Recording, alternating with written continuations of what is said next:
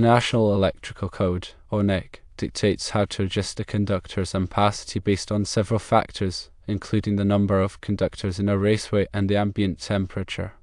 These adjustments are crucial for ensuring electrical safety and preventing overheating.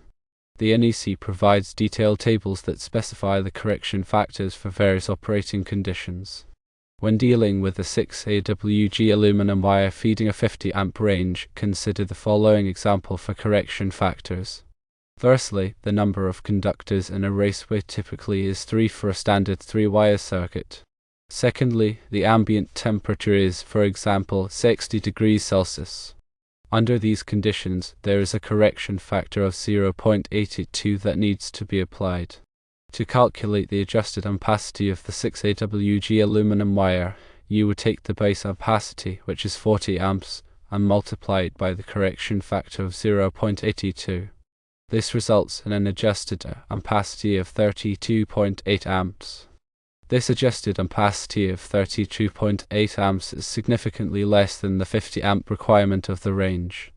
Therefore, according to the NEC, using a 6 AWG aluminum wire to feed a 50 amp range is not permissible. It is important to clarify the relationship between conductor ampacity and the 125% rule. The 125% rule does not directly apply to the ampacity of a conductor itself. Instead, it is used to determine the appropriate size of the overcurrent protection device, or OCP, which is designed to protect the circuit. The OCP must be rated for at least 125% of the continuous load of the circuit, not necessarily 125% of the conductor's ampacity. In summary, always adhere to the NEC guidelines and consider correction factors when selecting wire sizes for appliances like ranges to ensure electrical safety and code compliance. Using undersized wiring can create a fire hazard. For a 50 amp range, 6 AWG aluminum wire, even with its 75 degrees Celsius ampacity, is insufficient when correction factors are applied. Always prioritize safety and consult the NEC for accurate wiring practices. The ampacity of a conductor, as defined by the National Electrical Code, is the maximum current in amps that a conductor can carry continuously under the conditions of use without exceeding its temperature rating. Several factors influence a conductor's ampacity, making it essential to consider these when designing and installing electrical systems. Firstly, the conductor material itself plays a critical role. Copper and aluminum are the two most common conductor materials, with copper generally having a higher ampacity for a given size compared to aluminum. This is because copper has lower electrical resistance, which results in less heat generation when carrying current. Secondly, the conductor size, typically measured in American wire gauge, or AUG, directly affects its ampacity. Larger conductors have lower resistance and a greater surface area for heat dissipation, allowing them to carry more current safely. The NEC provides tables that list the ampacities of different conductor sizes and materials under specific conditions. Thirdly, the insulation type surrounding the conductor influences its ampacity. Different insulation materials have different temperature ratings, which dictate the maximum allowable temperature of the conductor. Common insulation types include THHN, THW, and XHHW, each with varying temperature ratings and suitability for different environments. Fourthly, the ambient temperature surrounding the conductor impacts its ability to dissipate heat. Higher ambient temperatures reduce the conductor's ampacity as it becomes more difficult for the conductor to shed heat to its surroundings.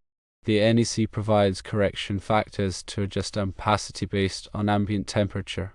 Fifthly, the number of conductors bundled together in a raceway or cable affects their ampacity. When multiple current-carrying conductors are bundled together, they generate more heat, which reduces the ampacity of each conductor. The NEC provides adjustment factors to account for the number of conductors in a bundle. Sixthly, the installation method influences a conductor's ampacity. Whether the conductor is installed in free air, in a conduit, or buried underground affects its ability to dissipate heat. Different installation methods have different thermal resistances, which impact the conductor's temperature. Seventhly, voltage drop is another consideration when selecting conductor sizes. While not directly related to ampacity, excessive voltage drop can cause equipment to malfunction or operate inefficiently. Larger conductors reduce voltage drop, ensuring that equipment receives the proper voltage.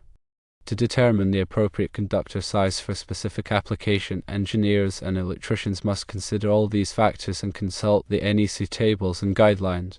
Firstly, they must calculate the load current that the conductor will carry, taking into account any dirtying factors or adjustments. Secondly, they must select the appropriate conductor material and insulation type based on the application's environmental conditions. Thirdly, they must determine the number of conductors in a bundle and apply the appropriate adjustment factors. Fourthly, they must calculate the voltage drop to ensure that it remains within acceptable limits. By carefully considering these factors and following the NEC guidelines, it is possible to select the appropriate conductor size to ensure safe and reliable operation of electrical systems. The 125% rule, as referenced in the National Electrical Code, or NEC, is a crucial guideline for sizing overcurrent protection devices, or OCTs, and conductors for continuous loads. It ensures that electrical systems can safely handle sustained currents without overheating or posing a fire hazard. The 125% rule primarily applies to continuous loads, which are defined as loads that are expected to operate at their maximum current for 3 hours or more. Examples of continuous loads include lighting in commercial buildings, HVAC systems, and certain types of industrial equipment. The NEC requires that the overcurrent protection device, such as a circuit breaker or fuse, be sized at not less than 125% of the continuous load current. This means that if a circuit is expected to carry a continuous load of, say, 20 amps, the overcurrent protection device must be rated for at least 25 amps, which is 20 amps multiplied by 1.25. The purpose of this requirement is to prevent nuisance tripping of the overcurrent protection device due to prolonged operation at or near its rated current. Overcurrent protection devices are designed to trip when the current exceeds their rating for a certain period of time, and operating them continuously at their rated current can cause them to overheat and potentially fail. In addition to sizing the overcurrent protection device, the NEC also requires that the conductors supplying continuous loads be sized at not less than 125% of the continuous load current.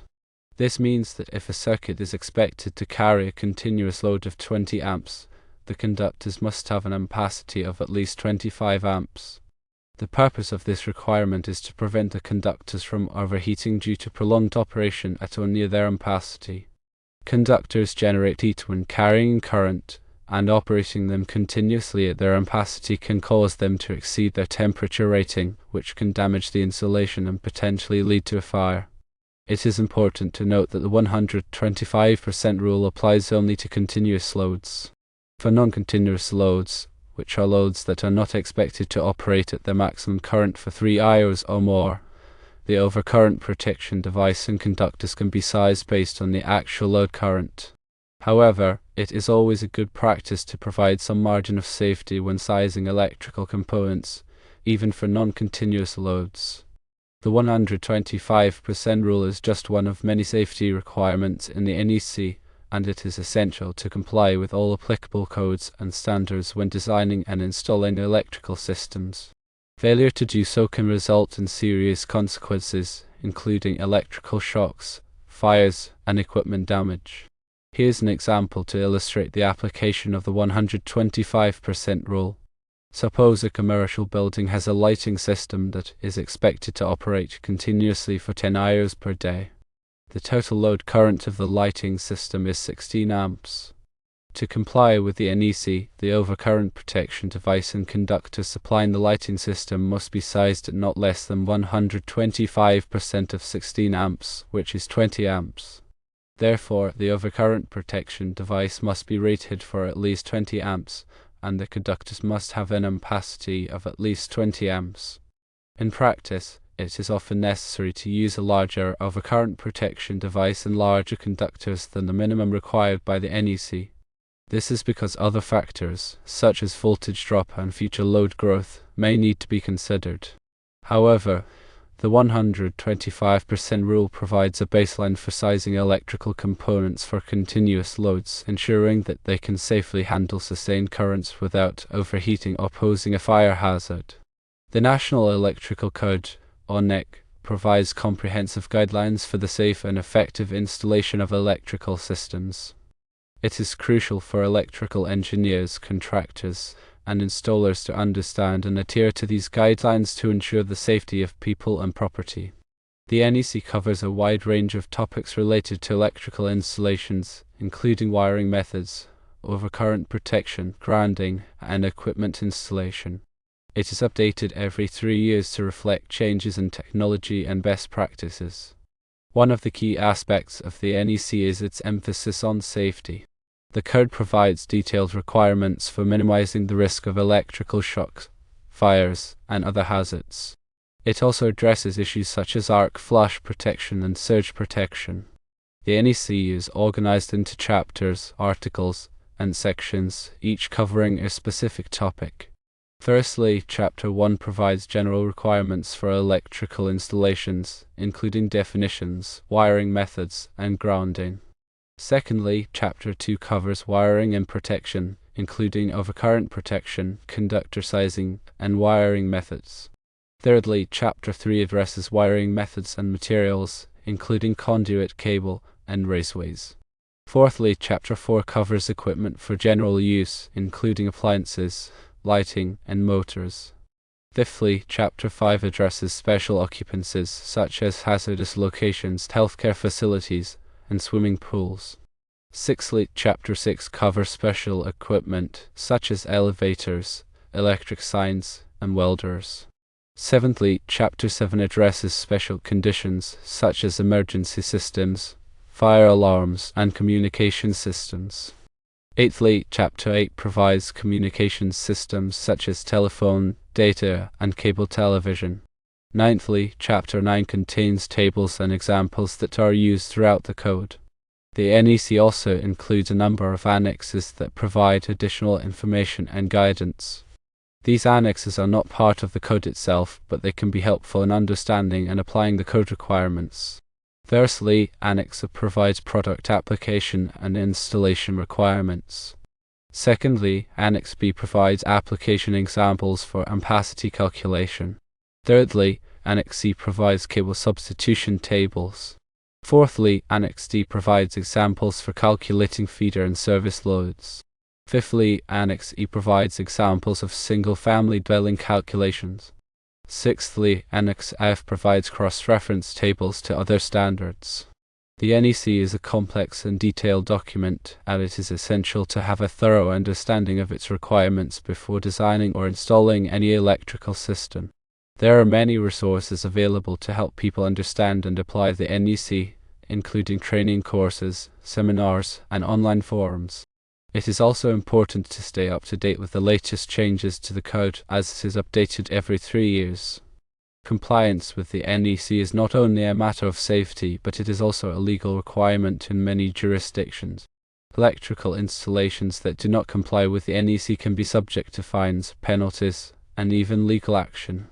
Therefore, it is essential to ensure that all electrical work is performed by qualified and licensed professionals who are familiar with the NEC requirements.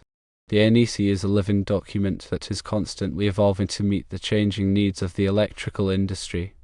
It is a valuable resource for anyone who is involved in the design, installation, or maintenance of electrical systems.